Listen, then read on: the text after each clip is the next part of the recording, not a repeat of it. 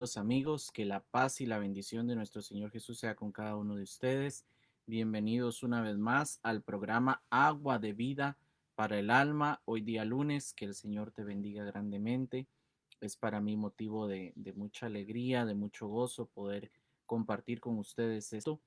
Y antes de iniciar nuestro estudio de esta tarde, les invito a que por favor me acompañen para tener una oración al Señor. Oremos.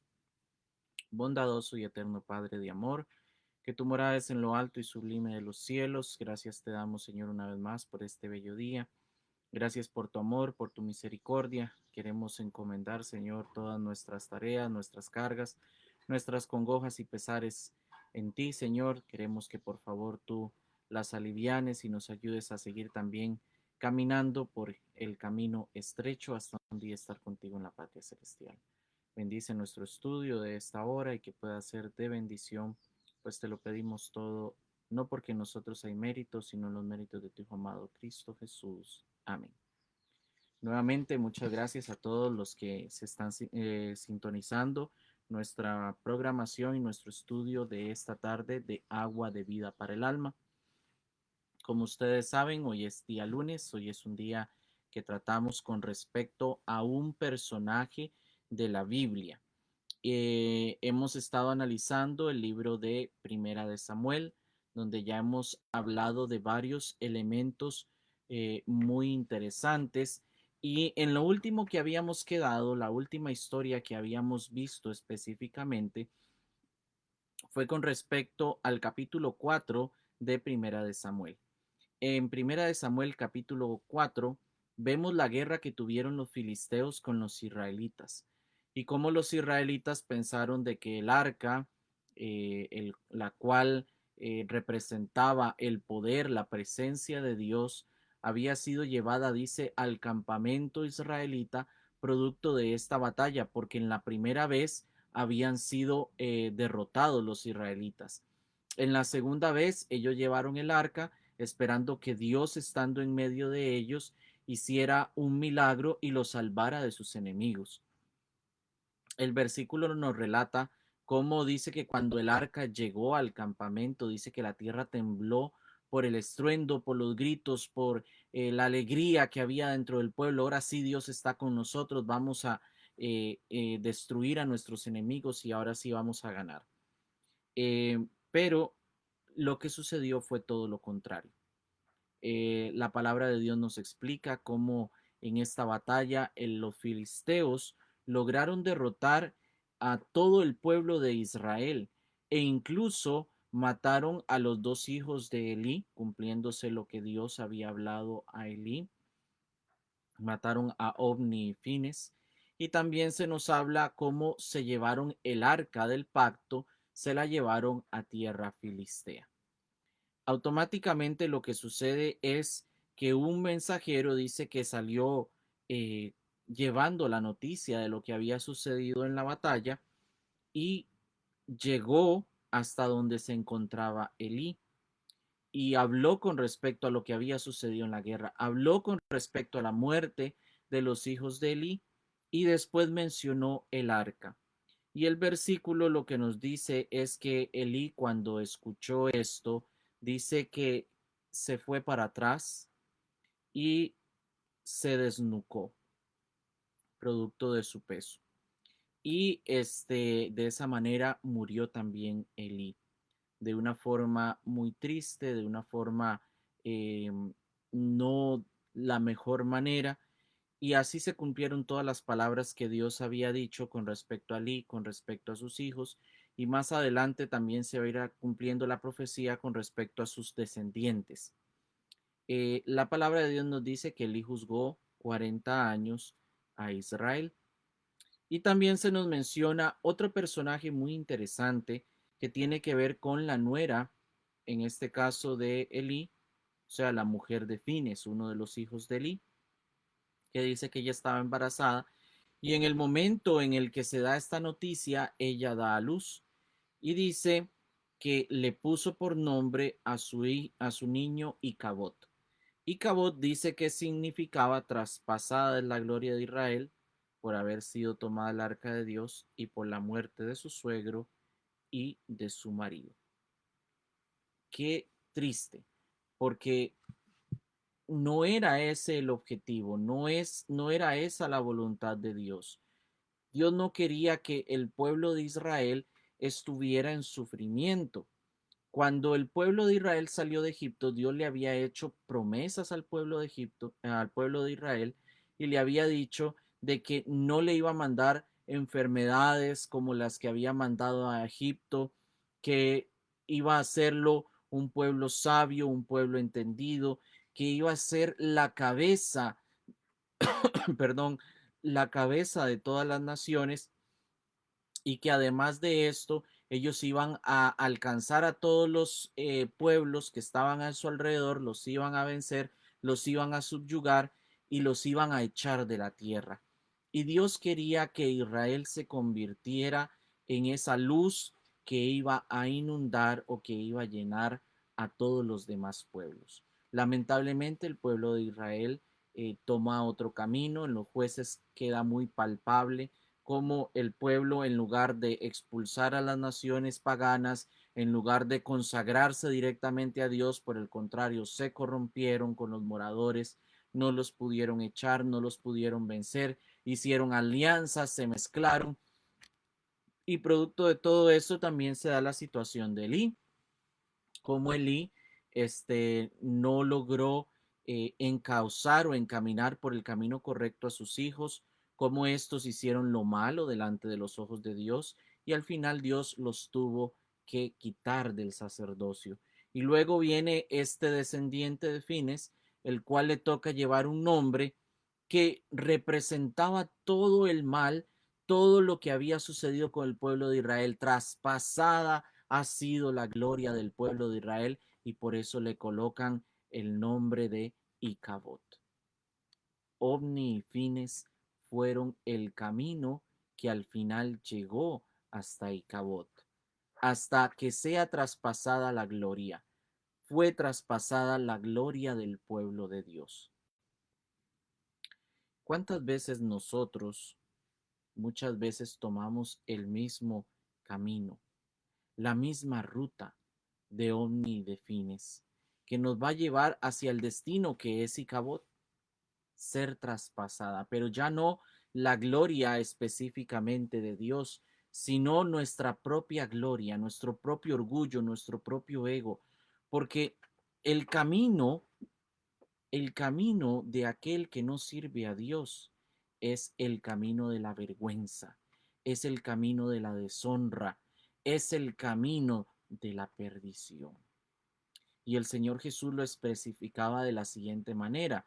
Cuando él hacía las parábolas y, por ejemplo, en la del vestido, dice que encontró un hombre que no estaba vestido de gala y lo tuvieron que echar del lugar a la oscuridad, y se nos dice, ahí será el lloro y el crujir de dientes. Ese es el destino de todo aquel que ha escuchado, de todo aquel que en algún momento ha tenido la luz y la ha abandonado, de todo aquel que pospone o posterga el entregarle su corazón a Dios. Y es que hay muchas personas que dicen, primero voy a arreglarme, primero voy a cambiar todo lo malo para consagrarme. Y es que están esperando que suceda algo, no sé, tal vez alguna persona estará esperando que llegue una pareja, tal vez una persona está esperando que su hija se convierta, que su hijo se convierta, que su familia se convierta, etcétera. Tantas excusas que le ponemos al Señor para hacer lo que Él le agrada. Y mucha atención en esto, porque a veces esos son los que están del lado de afuera, pero a veces los que estamos del lado de adentro también muchas veces jugamos con cosas que no deberíamos de jugar, así como lo hacía Ovni y Fines. Recordemos que el pecado de ellos dice que se hacía a la vista de todo el pueblo. Ellos jugaban con las cosas santas, jugaban con Dios, y entonces por eso Dios determinó exterminarlos. Este es el final de esta historia, pero la historia continúa, y esta continuación la encontramos en el capítulo 5, que es el que quiero enfatizar en esta tarde, y es con respecto a la toma del arca, porque los filisteos tomaron el arca, derrotaron al pueblo de Israel, sucedieron todos los eventos que ya mencioné, y dice de que los filisteos llevaron el arca de Ebenezer a Asdod. Asdod es la ciudad donde ellos llevaron el arca. Y dice que los filisteos tomaron el arca de Dios y la pusieron como un trofeo, como, sí, era el trofeo, era el tesoro más importante de Israel que tanto los israelitas habían gritado y aclamado. Y dice que tomaron esto y lo pusieron en el templo al lado de Dagón. Dagón era el dios principal de los filisteos. En el versículo 3 dice, y cuando al día siguiente los de Asdod se levantaron de mañana, he aquí Dagón postrado en tierra delante del arca de Jehová. Y tomaron a Dagón y lo volvieron a su lugar. Recordemos que el colocar el arca dentro del templo de Dagón demostraba que el poder de Dagón era superior al poder de los israelitas. Este era la ofrenda que se le estaba dando a este Dios. Sin embargo, a la mañana siguiente dice que llegaron y lo que encontraron dice que fue a Dagón postrado, haciéndole reverencia al arca. Ellos dicen, bueno, no ha pasado nada, vamos a acomodar nuevamente a Dagón a su lugar, tal vez se cayó, tal vez no sé qué le sucedió, es extraño esto, pero mañana todo va a estar bien. En el versículo 4 dice, y volviéndose a levantar de mañana al día siguiente, he aquí que Dagón había caído postrado en tierra delante del arca de Jehová, y la cabeza de Dagón y las dos palmas de su mano estaban cortadas sobre el umbral, habiéndole quedado Dagón el tronco solamente.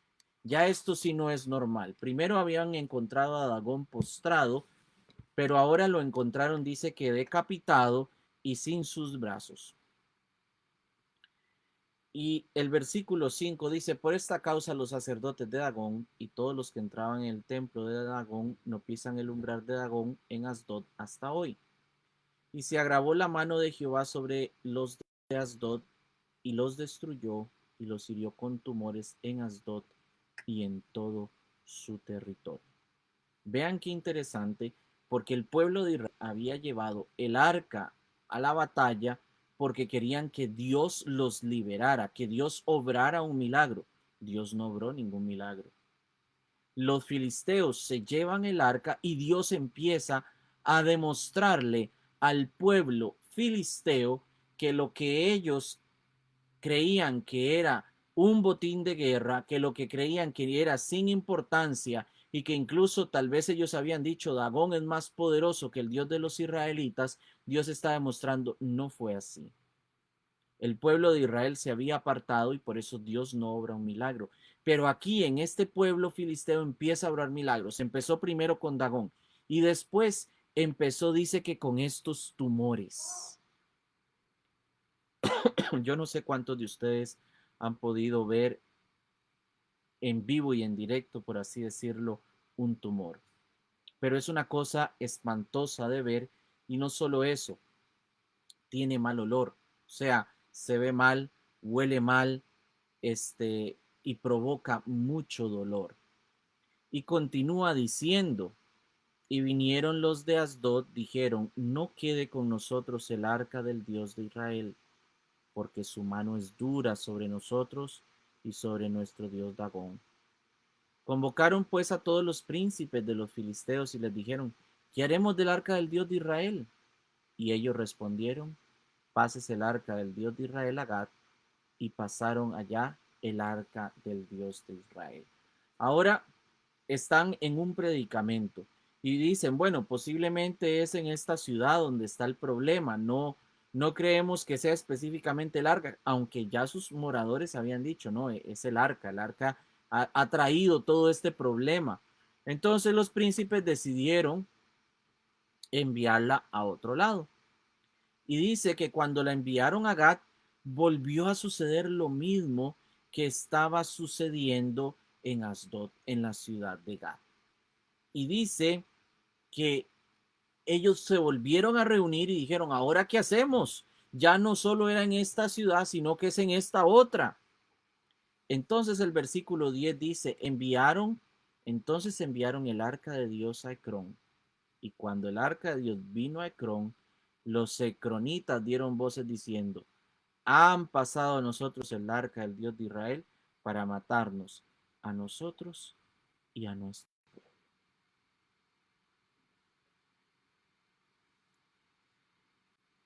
El Señor, durante el tiempo que el arca estuvo en el pueblo filisteo, ellos pudieron ver la mano de Dios obrando en su medio.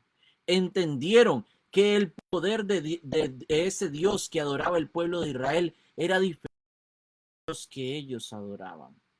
El Señor dice que los castigó con tumores y los castigó con enfermedades y demostró durante ese tiempo que no podían tener al Dios de Israel o compararlo o incluso minimizarlo con respecto a los dioses que ellos adoraban. La historia es muy interesante, la historia es muy bonita, porque al final ellos decidieron devolver el arca de Dios. Ellos decidieron que no querían quedarse con el arca. Analicémoslo hoy en día. ¿Quieres quedarte con la verdad para que esa ilumine tu corazón, para que ella ilumine tu sendero y sepas por dónde ir? ¿O vas a hacer lo mismo que los habitantes de Ecrón, que levantaron su voz y dijeron, nos ha traído el arca para matarnos? Dios ha venido a mi vida para matarme. Hay personas que lo sienten así. Hay muchas personas que han conocido de la verdad y dicen, es que ustedes son muy estrictos, es que ustedes se comportan de una forma como que si fueran perfectos y prefieren antes que cambiar desechar esa luz. ¿Cuántas personas han desechado el mensaje de Dios en sus vidas? ¿Cuántas personas desechan la santa ley de Dios? Prefieren seguir adorando a Dagón. Prefieren seguir adorando a Mamón. Prefieren seguir adorando a Satanás antes que transformarse, antes que convertirse, cuando ellos bien saben que estos dioses no tienen el poder del Dios del cielo. ¿A quién quieres seguir adorando? ¿A quién quieres seguir sirviendo? ¿Del lado de quién vas a estar? Dios envió el arca a la tierra de los filisteos para iluminar a los filisteos, hacer lo que los israelitas no habían podido hacer, demostrar el verdadero poder del Dios del cielo. Pero los filisteos decidieron deshacerse de esa luz, deshacerse de Dios y prefirieron seguir en sus pecados.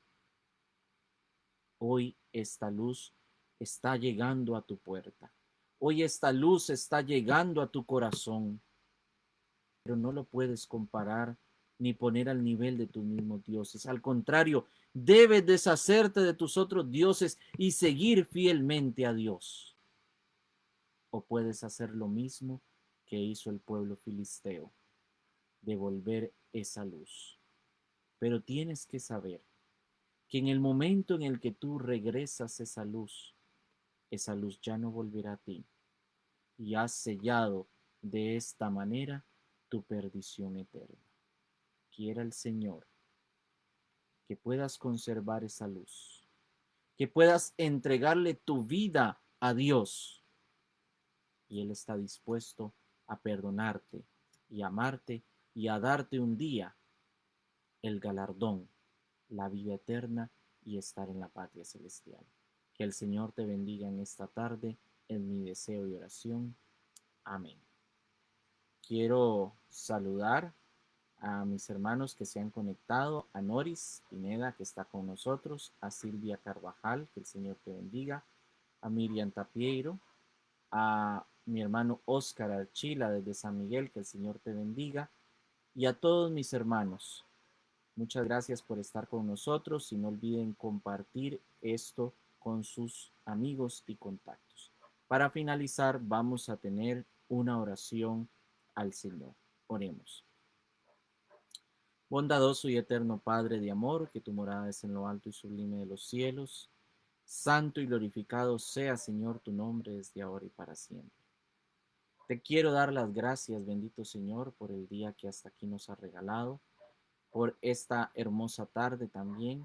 Nos queremos encomendar en tus brazos de amor, que por favor, Señor, bendigas a todos tus hijos alrededor del mundo, aquellas personas, Señor, que están recibiendo esta luz. Ayúdales, Padre, para que la puedan aceptar, la puedan abrazar, que no tengan miedo, Señor, de acercarse a ti, sino que puedan amarte y puedan entregar sus vidas. Hoy, Señor, también vengo a ti pidiéndote por cada uno de mis hermanos que están enfermos, por mi hermana Carmen Bermúdez, Señor, la ponemos en tus manos de amor, por la madre del pastor Idel, que está enferma, la ponemos en tus manos de amor. También te pido, Señor, por la salud del hermano Anselmo y por cuantos otros, Señor, que en estos momentos no preciso sus nombres o que no los conozco. Están pasando momentos difíciles, Señor, los ponemos en tus manos de amor. Bendícenos a nosotros, Señor, y que en esta tarde podamos gozar de tu presencia. Bendice a cada uno de mis hermanos que ha estado en este estudio, que también tú les bendigas, a Nori, Señor, a Miriam, a mi hermano Oscar, y así, Señor, a cada uno como si te los mencionase por nombre, que tu bendición les alcance.